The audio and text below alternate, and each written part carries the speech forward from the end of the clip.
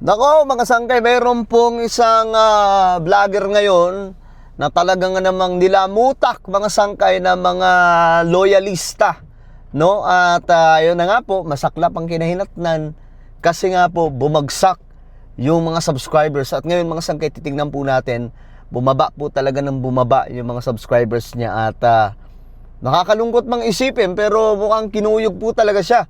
No, pag-usapan po natin ito ngayon. Anyway, welcome po sa Sangkay Janjan TV. Yung mga nanonood ngayon po sa Facebook, i-follow nyo po yung ating Facebook page. At yung mga nanonood sa atin sa YouTube, i-subscribe nyo po yung ating YouTube channel. So, shoutout po sa lahat ng mga solid Sangkay. So, for now, wala po tayo sa studio mga Sangkay kasi may lakad po tayo ngayon. Nasa ibang lupalo po tayo ngayon na lugar. Kasi syempre, actually, kailangan namin to, yung mga vlogger, para po hindi po maging, ano ba tawag dyan, mga sangkay, yung tipong stress ka na dahil nga po sa mga nangyayari sa ating bansa. At saka ang hirap po gumawa ng content. So, especially pag sa amin, part po ng mga political vlogger, mga sangkay, or mga informative content, kailangan po talaga ng masinsinang pag-aaral ng mga ginagawang mga vlog. Hindi po basta-basta na bara-bara lamang. So, nakaka-stress mga sangkay. Kaya ang ginagawa minsan is nag-unwind. No, katulad po ng ginagawa po natin ngayon. At eto na, pag-usapan mo natin ngayon mga sangkay. Ito, ito po yung isang vlogger na nanganganib ngayon.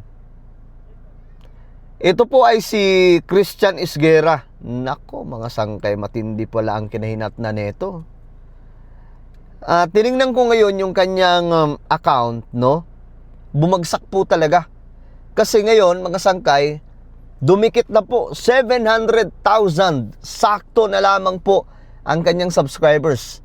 Imbis na road to 800,000 na po itong mga sangkay, ngayon bumagsak.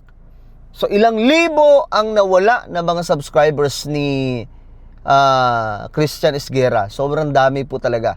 Yun ang problema mga sangkay kapag yung mga follower mo kinalaban mo. Kasi ang dating parang kinalaban ni Christian Isguera Kasi pagkatapos niyang banatan si PBBM, binanata naman niya yung mga supporters niya, which is itong mga supporters niya mga sangkay, ito po ay mga loyalista din ni PBBM. At binanata niya na itong mga taong to baka ano ba talaga, kayo ay mga mga sangkay, ano ba tawag doon, yung masyado pong sumasamba sa politiko o sumasamba kay PBBM. Parang ganun po yung dating mga sangkay So dito, lalo po siyang nagkaroon ng malaking problema kasi siyempre, galit na galit po yung mga loyalista Talagang inano sila kinuyog po talaga mga sangkay. Ang dami po mga vlogger ang nag-react. At ngayon, kahit po yung mga nasa side ng mga pink na mga vlogger, nagre-react na din po dyan mga sangkay at pinapakalma nga po nila ang sitwasyon. Kaya nga lang, ang hirap na pong awatin nito kasi nga po, parang may momentum na, andun na po nagkakabanatan na mga sangkay, no? At isipin nyo ganun pala kadami yung mga subscriber nito na mga loyalista. Kasi, halimbawa na lang, 10,000 yung bumawas sa kanyang YouTube channel. Kasi nakaraan mga sangkay, nasa 706. Tapos biglang, yun yung last na tingin ko mga sangkay. Tapos biglang ngayon, 700,000 na lang. So, mula nung tiningnan ko, bumababa na po yun mga sangkay. At ngayon, lalo pong bumagsak kasi naging mga sangkay, naging 700,000 na lang. Ibig sabihin, ganong kadaming mga subscribers ang mayroon siya mula sa side ng mga loyalista ni PBBM. At ngayon, may sarili siyang problema mga sangkay kasi patuloy pong bumababa. Pero bibilib lang po tayo mga sangkay at kumbaga kahit papaano very good sa dyan kung hindi siya magpapa-apekto. Kung hindi siya hindi magbabago yung kanyang opinion.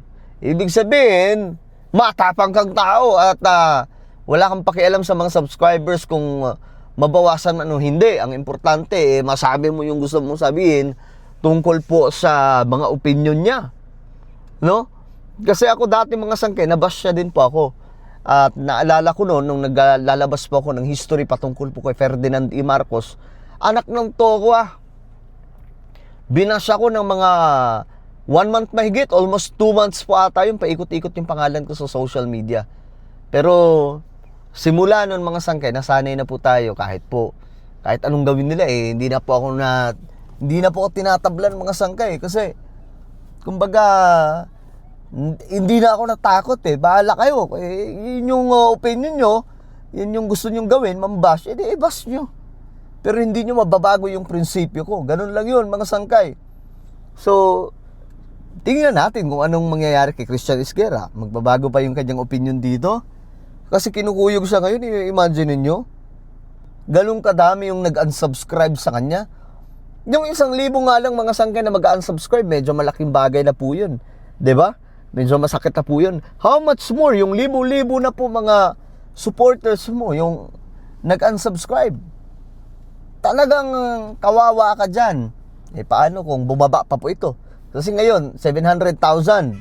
So tingnan natin to sa mga susunod na araw mga sangkay kung ano ang mangyayari. Ayan kung bababa pa ba yan o hindi.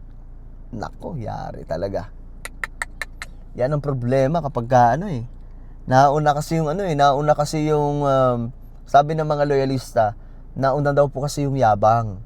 O ayan mga sangkay, may problema tuloy siya ngayon, no? Pero ako mga sangkay, ang masasabi ko talaga, kayong mga loyalista, huwag kayong maniniwala sa mga dilaw kasi. Yan ang problema sa inyo Ako, never akong dumikit sa dilaw. Nakita nyo naman ako, 'di ba? Kayo, nakipagdikitan kayo, nag-subscribe pa nga kayo 'di ba?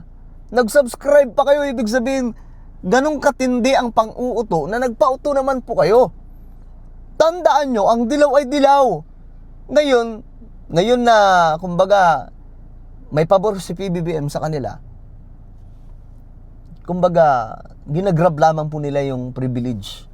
Pero pagdating po ng isang araw, na wala na po si PBBM sa pwesto, sasabihin ko sa inyo, tandaan nyo yan, isulat nyo. Sulat nyo. Reresbakan o babalikan po si PBBM yan. No? Makakarinig na po tayo ng mga matitinding batikos mula sa dilawan laban ko kay PBBM. Kasi ganyan yung ganyan yung isip nila mga sangka. Iba po talaga yung prinsipyo nila. Iba yung kanilang paniniwala at ang tingin po talaga nila sa mga Marcos si magnanakaw. Ganyan yung mga DDS. Hindi pala DDS. Mga dilawan. Ganyan yung mga dilawan. Okay? Kaya hindi pa ako nakikipagdikitan mga sangkay kasi ako, Marcos loyalist ako ni Ferdinand E. Marcos. Alam ko yung mga prinsipyo niya, mga gusto niya na mangyari sa ating bansa na iba po sa iniisip ng mga dilawan. Alright? Well, ano po ang inyong opinion? Bumagsak ang mga subscribers ni Christian Esguerra at ngayon 700,000 na lang. Hanggang kailan matatapos itong pag-unsubscribe ng mga taga-suporta niya? Comment down below. Ako na po ay magpapaalam. Mag-iingat pong lahat. God bless everyone.